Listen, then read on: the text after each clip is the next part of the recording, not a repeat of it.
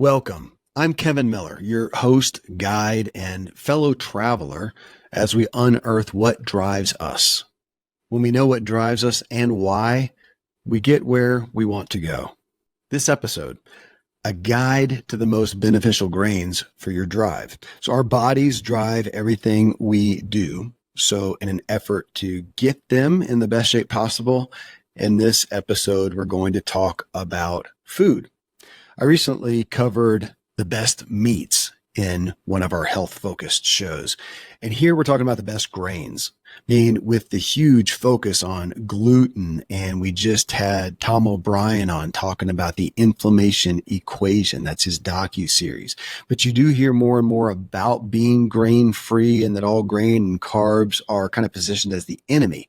Yet, as Dan Buettner covers in his Blue Zones books, which showcase the healthiest people on earth in the world, most of them have grains as a daily staple. So overall, yes, we would generally minimize grains. We do, just like meat. I mean, a great plate of food is going to have veggies as half or more of the meal, not just a little side item or totally absent. In America, we've made that the case often. And if we do have a staple of grains, it's often the very worst kind and really big portions. But again, that's how most of us grew up. You know, we had bread with pretty much every meal. And we're talking here about grains, how much, which ones, which are the most nutrient dense, life-giving ones. So I'm with Randy James, medical doctor and functional medicine expert and my dear friend. And we're going to discuss with you what grains will serve you best. And hey, friends, I'm going to continue to remind you, you're listening here because you want to grow and progress in your life. I don't always just talk behind the microphone. I also do consulting. There's 4 consulting packages. You can see them at kevinmiller.co. Just click on Work with Kevin. And those focus on driving your influence for those who are pursuing the business of selling yourselves, coaches and authors and podcasters and such. Driving your podcast. That's my main gig here. So if you have or want to start a podcast, you can check in with us. Driving your idea startup. I love to start things. A blank piece of paper and let's make a framework of something viable. It's another option. And then balancing and aligning your drive. Everyone listening here has drive. It's working in some areas and in some it's not. And we do give a lot of focus to burnout as well. So again, you can go to kevinmiller.co, click on Work with Kevin. All right. Let's talk about what grains will help you drive best. So right away I say grains and you say, oh, evil. Seriously? No. We can't go that far. Okay. What's your favorite grain? Rice. Yeah? Yeah. White, wild. We typically do white. I think it was a sort of a compromise with the kids. For years we had been doing brown rice.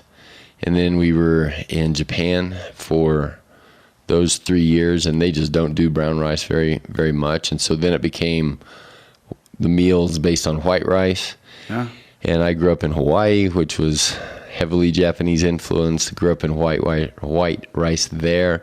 And then I think there was also some reports about, what is the difference if you have a curated, if you will, white rice or jasmine rice or something like that? Is there a big difference between that and a typical brown rice? And I read somewhere that there wasn't, and other people say there is. So over the last few years, we have labored to not have it too much. So there's probably 2 meals a week that are rice-based, because rice goes with fish. Rice goes with... I was going to say, so last night I made fish. I did salmon, and I did veggies in the Instapot. I did yellow squash, asparagus, and Brussels sprouts. You would have enjoyed it. Yeah, they were great. And then I started to do a pot and boil some pasta, some rice pasta. And then I thought, no, because if I do, the boys, so I'm mainly thinking of my 2 teenage they'll boys. Gravitate there. Oh, they'll have a huge pile of grains of the pasta. They'll have a ton of fish, and they'll have a piece of veggie. So I just didn't do that. Didn't say anything. Nobody questioned it. And of course, we're a different family like you guys are. That happens sometimes. So that it wasn't such a big deal. So they came, got a truckload of fish, and just destroyed the veggies. I mean, they ate a ton. As my evil plan worked. That's right. But that is, I mean, because that's what you do. You have a protein. You know what my kids would do? What? Fast. Really? They would eat the fish, and I would look at them and say, to the 10-year-old, okay, either you put them on your plate or I'll put them on your plate. Yeah. And to the 15-year-old, I'm like, come on. Yeah. Come on. I did chastise one for not taking one piece of asparagus. I said, come on, really? So grains. So we're in this American thing where we're also getting to kind of grains are evil, is the concept. The pendulum is swinging. Yeah. And then if you're going to have grains, you have the whole stuff, not the white. Because I don't know, I haven't researched rice, but when I get rice, I generally get brown rice. I just think, well, it must be better, just like whole grain as opposed to white bread kind of thing. And that white rice is that higher in the glycemic index and yada, yada. So here we are. And actually, when I ask about a grain, and you may not have answered this because it's not actually a grain, I thought you would say quinoa. As my favorite, because you do a lot of it. No, we don't. My family doesn't like it. Well, you like it. Mine doesn't either. Mine doesn't either. I don't understand that. Is it actually a grain, though? Yes. It is? I thought or it's a seed, or isn't it some funky combo? Well, and seeds, technically speaking, are kind of grainy. Like if you think of how the plant is grown and you've got a wheat stalk and it produces this seed. If you've ever seen unprocessed wheat, it looks like rice, which looks like a sunflower seed. Okay. And so, what's the technical botanical difference? And I don't know, but seeds. So let's keep quinoa on the grains. If there was one rice is our most common go-to favorite, goes with a lot of things, but from a taste, if I'm going to choose and make a meal, quinoa and steel cut oats would be high up there. Okay. Well, let's hit it. And I guess we'll bypass, should you have grains? How much? I mean, you haven't had a grain in a couple of weeks. Yeah. Right. Yeah. I don't know if we should spend time on grains or not. I mean, they're not a necessity. Is that fair to say? That is fair to say. Oh, on that. So I just watched, our buddy, I haven't watched anything. I talked about that. It's been, I think, a month more since I've just literally watched something on a screen, a show, anything. So last Friday, a week ago, our buddy, and I think we talked about it on the show maybe, but he talked about Alone, the movie the show Alone. And so it was like that weekend, and the kids were, what do we watch? And generally it's nothing. We can't decide. Oh, wait, my buddy talked about Alone. We pulled it up. We watched the whole season. Oh, wow. This week, or over the weekend, over last weekend, and then last night we watched the last episode. No grains. Hardly any carbs at all. It's mainly just meat, fat, whatever, little berries here. I don't know if there's anything more than that. For 100 days, at least the guy that won, and a couple others, a couple girls to 80 or whatever days. Wow. No grains. Wow. Here's another thing. You've heard you are what you eat. Okay. And I would look at America and say we are overgrained. Yeah. And 70% are overweight. And the difference in phraseology that these Alone people would say is, no. Eat what you are. And what are you? Mostly water, protein, muscle, fat. Well, and if you think to the hunters and gatherers, I don't know if this is fair for sure, but when you go out and hunt and gather, you can pull fruit right off the trees or whatever. You can pull veggies, pick them, eat them. You can do nuts, just pick them and eat them. And you can do meat, kill it and whatever. Grain, primarily, can you eat it raw? Primarily not. It has to be processed. Meat has to be processed too. I guess you could eat it raw. Fish. Yeah. Okay. It has to be cooked. Okay. But it's not as readily available. Where's the argument of, I had the argument before that people gave of that grains came into popularity when we needed to mass produce things, feed a lot of people. as opposed to the individual hunter and gatherer over here who didn't have as much need for it. Right. And that's where, so the paleo concept, the ancestral concept, is, to me, you can conjecture, but it's very, very hard to come down to concrete recommendations, because history, like recorded history, began about 5,000 years ago. But we think pre-recorded history, there's, eons of whatever kind of time, and maybe cultivation of grains 10,000 years ago, right? Okay, yeah. So that's recent. And what happened in the eons of time prior to that? And the reality is, we don't know. We don't know. And did people grow? Did, some Indian somewhere have a corn patch in the backyard? Well, it seems Why like wouldn't they? It seems like there's history of that. The maize, wasn't that maize? Yeah. Back then in the native tribes or whatever, that they're beating grain on the stone and they're rolling it into whatever. So we were just down in at a Native American reservation, and one of their historical ancestral thing is fry bread. But you go around and they'll have fry bread. Yeah, I don't know. It's like 1,000 years old fry bread. I don't know, man. Or 50 years. I don't know. Well, no. This is, so the one that we were at is a pueblo it's one of the areas or the tribes that's never been moved. So, back when white men came in and did what they did, this tribe was never moved, never relocated. So they're still in their same spot. But you go around now and they've got modern day houses. I mean, they're not real fine, carpentry or anything, but it's a modern-ish house. But a lot of them have these stone ovens, these clay ovens that they literally make. So it's kind of a little dome oven. When you said fry bread, I thought funnel cake. No. Okay. No. So we have some sourdough fry bread. I don't know why they call it fry, because they do it in this oven where they stoke it up. It's super hot and yada yada. So it's a relatively healthy. If the grain was, not highly refined and processed and whatever. Well, so can we say that, grains are not a necessity. I mean, you don't have to have them, and yet they are. I remember the first person who kind of dissed grains to me. I'm like, are you kidding?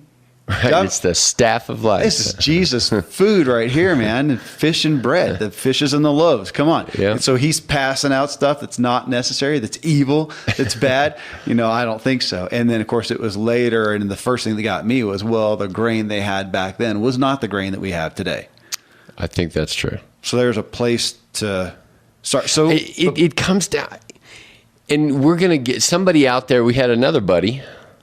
Might have been the same buddy that said alone, who is like, that we had sushi with last week. He's like, really, come on, I'm getting ready to go on a 3-hour ride. A different guy, but yes. And you don't want me to have grains. Like, how am I going to fuel this machine to do this 3-hour ride? Because talk about athletics, man. Now, you and I grew up in it. So I was carb load is cyclist. And the night before, you're going to have 15 pounds of spaghetti and bread. The kids do it. So still today on the cross country team over at the high school, and it's tonight at my house. You're doing the pasta dinner? Yeah. Nobody's doing a fish dinner? Nope. It's pasta dinner. That's what they do, and we, we'll have one pot of rice-based pasta, and then loads of the other stuff, and bread and salad that has no nutritional quality in it at all. If I think about that, it's going to make me barf. If I do that and then go run 3 miles, whatever, as fast as I can. Well, but now to our friend, and what we talked about too, because he said, man, and he's a fit guy. He's fit, healthy guy. I mean, I put him in top. And he said he performs better on that. I think I do too. But then the question is, and that's what I said, have I adapted to the other? And it doesn't mean that it is right and true and the best, but I have adapted. So today, my body's not as good at burning fat, which is what you're... I'm 2 weeks in, and I can feel it, like the inefficiency. Okay. I went out yesterday, and as much as I had talked about doing this keto thing and initially helping my sleep, my recovery is in the tank. I'll get grades of 90s, and even on my Garmin, it's correlating to that. I'll get a 90 great on my sleep, but the recovery, my heart rate at night has gone up 5 beats. Wow. And I'm like, okay, I'm just going to give it some time, like adaptedness. And we had a really heavy, so paleo or keto or just no grains can feel heavy. Mm-hmm. And last night was heavier. It was just a heavy, creamy soup base. And then we had a giant salad. And I got my worst grade on the recovery. And so and you're not doing wine. And I'm not doing wine, not doing dessert. We're still eating late. That's the biggest problem is we eat and then you kind of spend an hour getting ready for bed. And then I'm heading to bed maybe an hour after eating. And so, because there's sports every night, so we can't eat at 6 o'clock. So but this is good. So it's a discussion on what are the best grains to eat. And we're obviously to this point only talking about grains in general and conceptually, and are they best? And here we are as a humanity. And on that, before we think about, if we're going to eat grains, what are they? Can I just step back and say grains are not bad, they're not evil, but we have evilized them.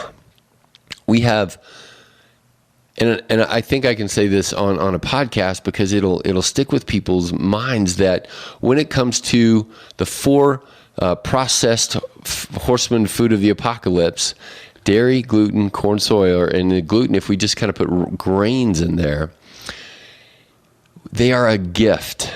And just like wine, just like the gifts, just like chocolate, just like sex. It's a gift. But if I said, Kevin, is sex good or bad? You'd say it's good. And then if I said, well, do you share it with everybody? Right. Do you have it every day? Yeah. Every hour? What have we done in America with wheat and corn? Right. Well, gosh, what was it, 50s? When it was earlier than that. Somebody in England, is the story that I read, took grain and bleached it and made this white cake or white bread. It was so beautiful. It was the rich. So this was the fine thing to do. Had nothing to do with nutrition and what the heck they just did with it. It was fluffy. It was expensive. It was beautiful, beautiful white cake. And so that was and then they found out it stayed on the shelf longer. Oh, okay. And then logistics comes in. And so the modernization of grains is the word, and I throw sex in there because I want people to hear this. In our country, in our culture, when it comes to grains in general, it's not bad, just like sex. But we are raping grains. Mm-hmm. I hear that not term. Raping. No, I know. Because I was going to say we've raped the soil. And we are raping the soil to produce it. And then we're doing it to have a shelf life, and you can have a Twinkie that'll last forever. Well, and we've got that at McDonald's, the white bread, that's right. The burger, that the entire ingredients never molds. Right, that you buy a burger, stick it on your shelf, and watch it for years and years. I mean, that is the most disgusting thing that when I go by, and it's right now. I mean, my gosh, what time is it? It's 8:15 a.m. Friday morning. I bet McDonald's, this little town with the double lines, is absolutely packed, going by, buying food that won't mold. Oh, it just makes my skin crawl. The bacteria won't even eat. Yeah. I mean, I'm all for, a good nasty treat of a meal, but I at least want a whole food that would actually go bad. That's right. For your morning daily breakfast. It's going to Plus they're eating day. in the car. Plus they're eating, all kinds of problems with that. So, wow. So grains. So, okay, if you're going to eat them. Now, I do think, and we've talked about it before, down the keto pathway, that should people do it? And I say, yes, that's where I am. Well, I think every person should put their body into a state of ketosis for 90 days as a trial. No different than if somebody said, hey, should I exercise? I'm going to say, absolutely, you should exercise. But I do want to poke at the difficulty of it. So I went 2 years vegan. So I was newly married. I was probably 23, 4, something like that. And for whatever, we had our reasons, we went vegan, totally vegan. And it was what I came with, it's a religion. We did it for 2 years. You can't eat anything. You can't eat out for the most part. It was very difficult. It felt like, at least culturally, socially, going to the church potluck, so involved in church. And we'd have to bring our own food. I am so apologetic to the small group, newlywed group that came to my house and we promised them lasagna, and we did 2 huge things that were totally vegan. We used this, it's not Satan, but it's like Seton, S-I-E-T, something kind of funky thing that you could make meatballs out of. It was the nastiest stuff. I'm so sorry about that. It was the most, I bet everybody left and got to Dairy Queen or something like that to try to recover. But it was a religion. And so here you are and trying to do what you're doing. It's just difficult to be out there in the culture. If you're here in our blue zone of an office and at home, but if you're going to be in the average, if you were going to an average workplace, eating out with people, having potlucks, whatever, I mean, they're grain based. I've even this at the end of 2 weeks, I was telling a patient yesterday about how it struck me how emotionally difficult it is. Struck me and of course my difficulty is more at home where we have a dessert habit, a dessert culture, and it's not ice cream every night, but it's or a cookie like thing, or a frozen fruit, or a bite of chocolate, a sugar, a sweet, a something. And it's hard, and I have been able to stay in ketosis with the 85+% dark chocolate, a square, and to just stop. I am full. I am satiated in terms of I'm clearly full. I do not need another thing in my mouth. But here we are doing dishes, and that's a great time to just suck on the chocolate or whatever. And I have done that for the last 10 years. And anyway, it's just hard, and culturally, yes, it is amazing.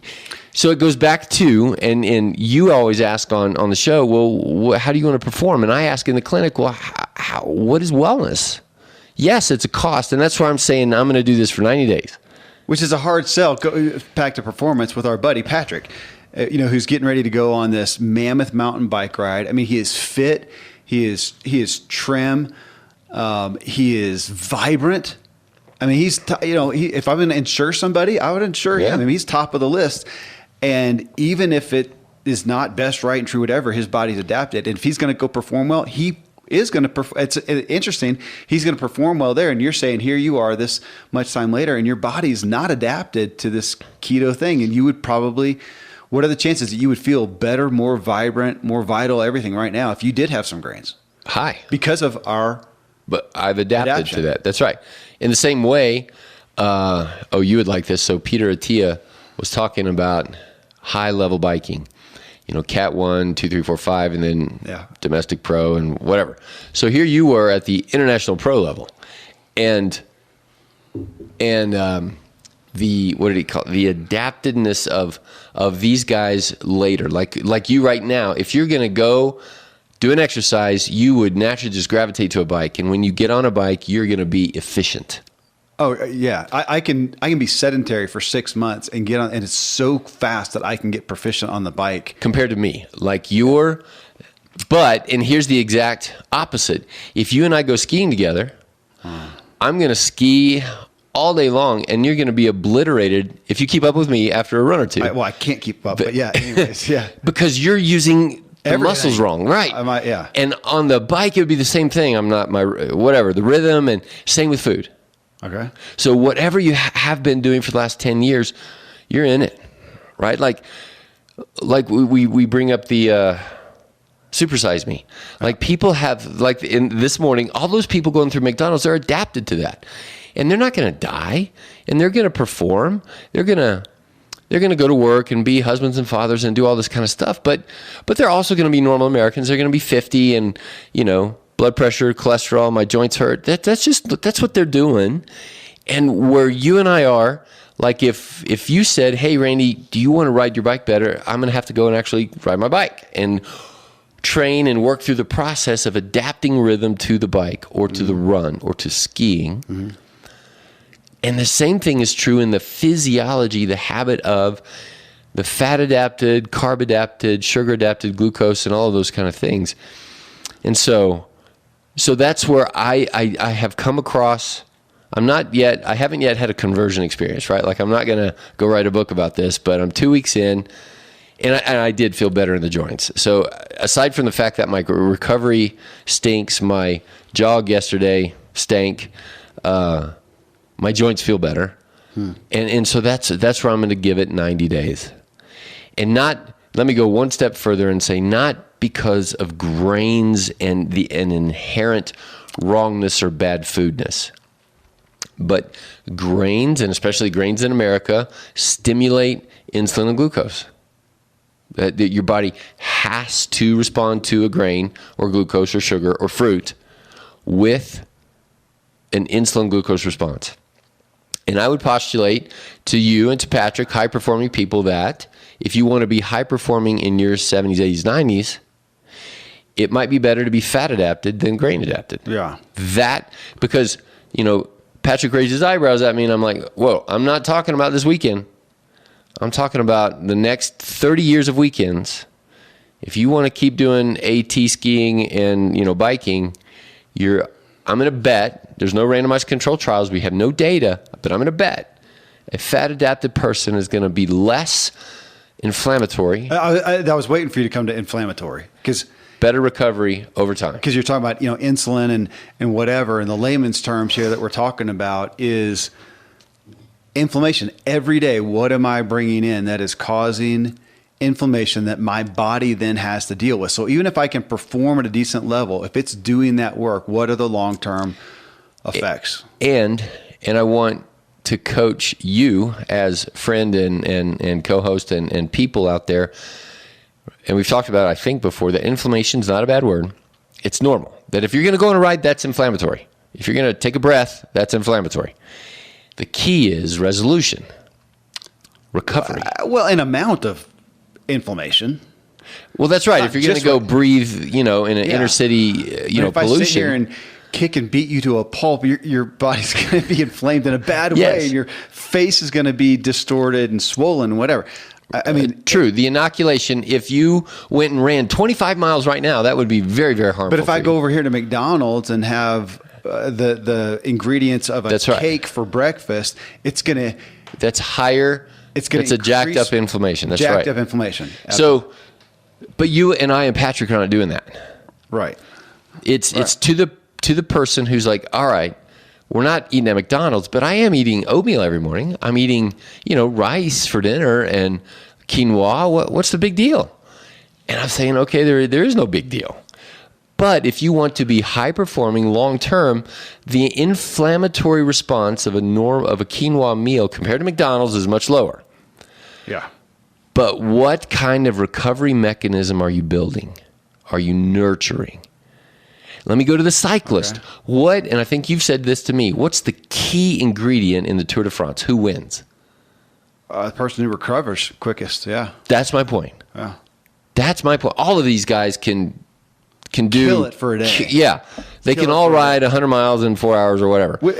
Yeah, and to that degree, with the performance-enhancing drugs, did not make you stronger in that moment. That's so right. It was better recovery. Yeah, if I'm here and Bob's here and he takes a performance-enhancing drug and we go out and do a 100-mile ride, he does not have a benefit over me. But if we do a 100-mile ride the next day and the next day and the next day, and he's taking these drugs that help him recover quicker, there's the Lance Armstrong. That's what he was doing, is taking PEDs that would help him recover. And when you're doing the Tour de France, which is the dumbest athletic concoction ever. I mean, why did they not have marathons where they run a marathon every day? Because it's stupid. So is the Tour de France. So they take those drugs to try to do it, because your body shouldn't be able to deal with that much activity and breaking down. You can't build back up. That's right.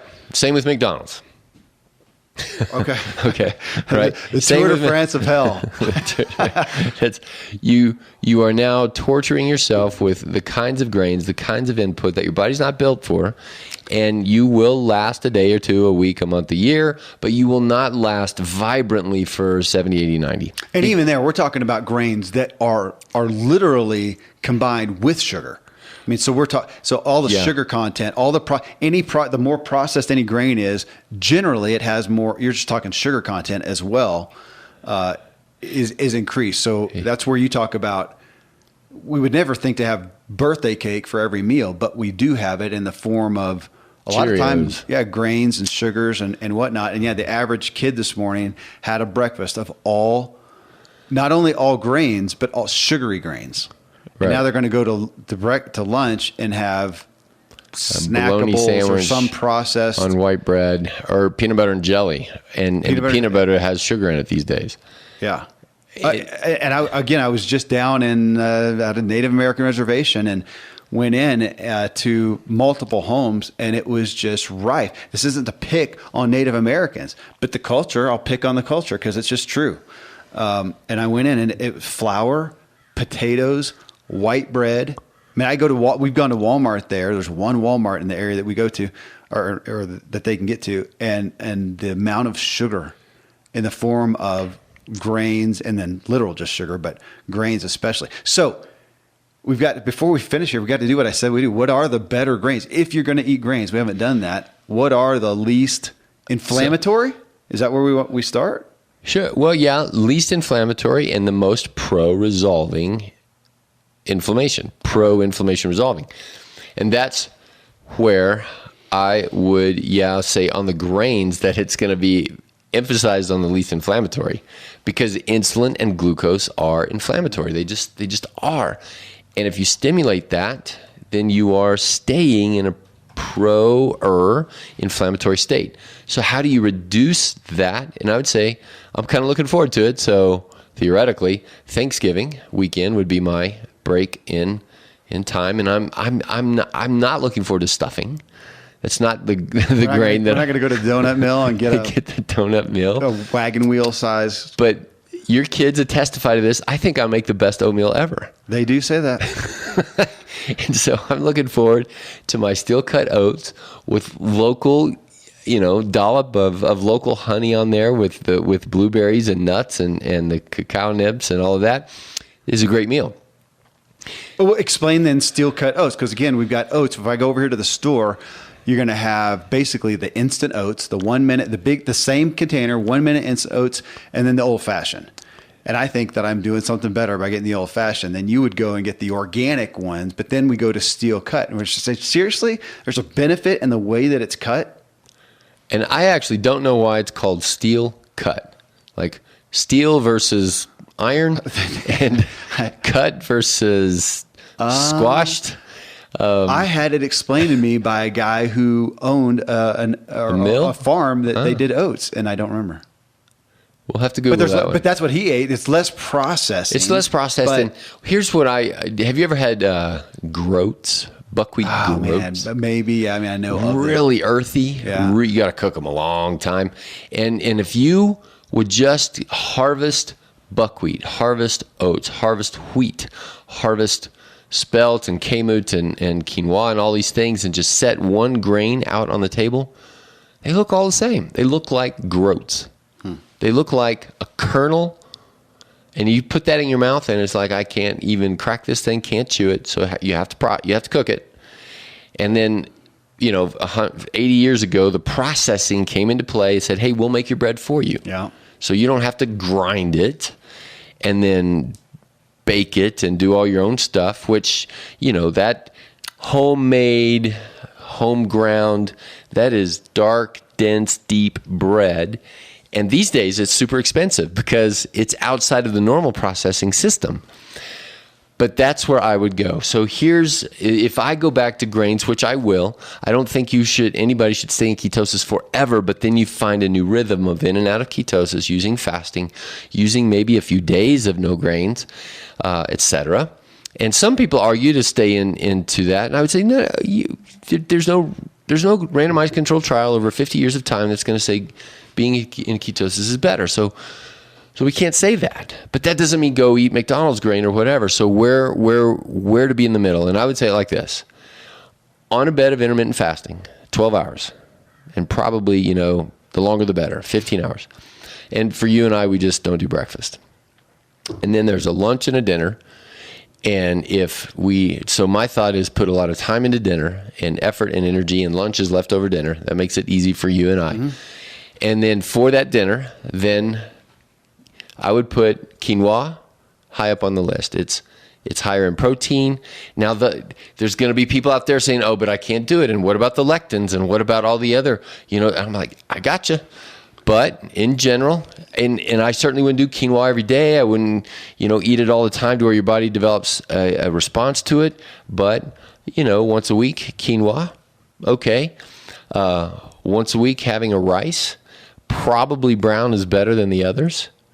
And to go with your fish and your whatever. When you can go beyond that and get the wild that has kind of a variation in colors and stuff. And I like the flavor of the wilds, but I used to think that wild was better because it was wild and more natural, more ancestral and whatever. But I actually think the glucose index was higher, and I can't remember how I learned that or thought that, but some odd shade of rice once a week, and then steel-cut oats. Some odd shade of steel-cut oats, whether they're in baking dishes and things like that. Then you've got to be cognizantly aware of where your grains are coming in. Now, at the same time, and I think this is a big thing for people out there, is just don't do snacks. That is anti-American. That is so culturally painful to most people, where it's like, I get a healthy bar, I get a healthy whatever else. The fallacy that we're in, that we always need energy on the go. Like, we are all so deprived. It is the goofiest thing. It's the goofy. I mean, you've got energy on the go. It's called a layer of fat. We're in the culture where I don't know if this is sure. It feels like, by the stuff that I read, that we are the most... we're the heaviest, we're the most abundantly fleshly, energized country out there. So here we are with literally the fattest culture, and we're the most being pounded with energy. You need an energy drink, you need an energy bar. Here's something at the hardware store. You got to pick it up. You got to go. Like, we are burning 5,000. Like, we're all elite athletes burning 10,000 calories a day, and we're going to die. Culturally or marketingly, it's criminal. It's brilliant. It's brilliant, criminal. but it's criminal. Yeah. It's an evil mastermind. It's Vegas, and we all know it's not good for us, and they know it's not good for us. But it's the marketing machine. Okay, but let's go to that person who's 20 pounds overweight, and it's 4:00 in the afternoon. And here I want to look into that person's eye and say, I know you literally are hungry. You really, really are. And maybe feel lack of energy. And you feel lack of energy. Yeah.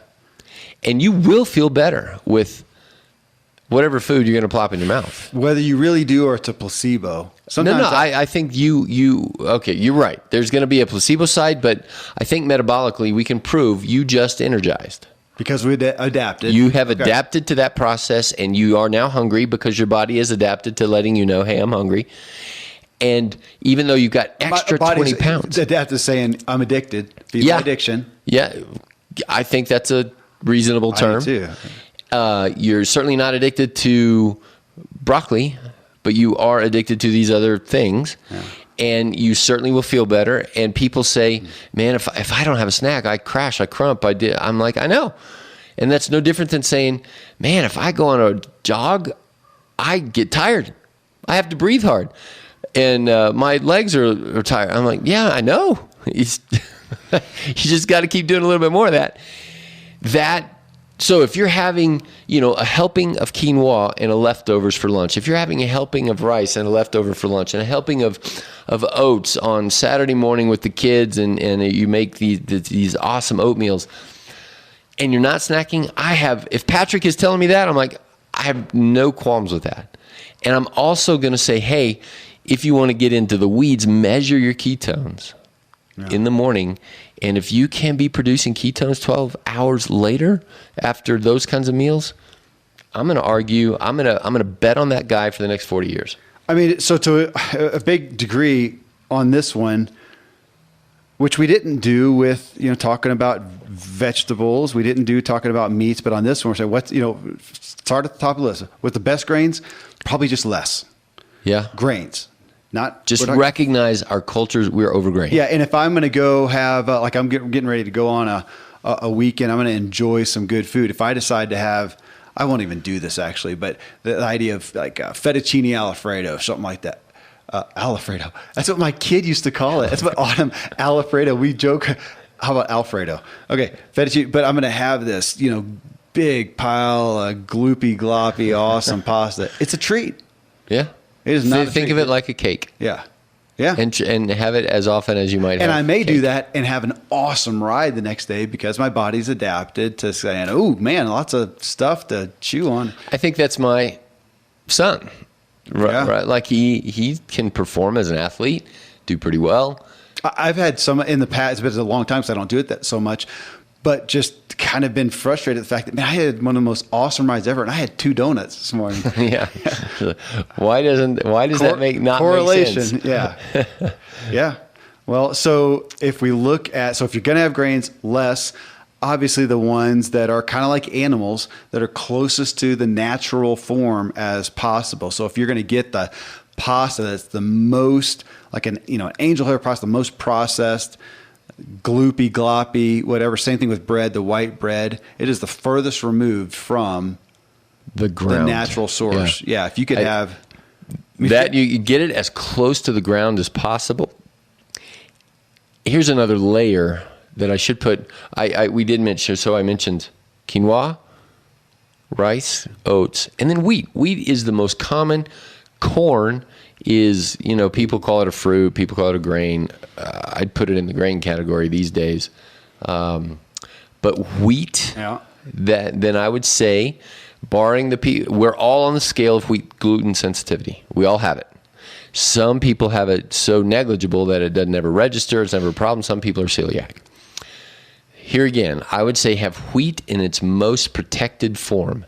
So close to the ground. So an heirloom grain, or you go the extra mile to get a really good grain, and sourdough bread would be better for you. Most people. Literally going to ask about that. I keep hearing about sourdough. It's fermented, and what that does is it breaks the grain down one layer or so. Think of it as it's pre-digested. And that's what I heard. I didn't hear that necessarily, it is healthier, but that it was more easily digestible. Yeah. And that's why it's part of the ancient system, is because the people back then, they didn't have, I don't even know what grain processing is in the machine world, right? Like what the heck do they do to the grain?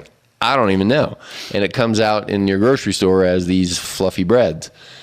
And back then, they would do all this work to harvest these kernels. Mm-hmm. And now they got to do the work to how do we soften them up? Mm-hmm.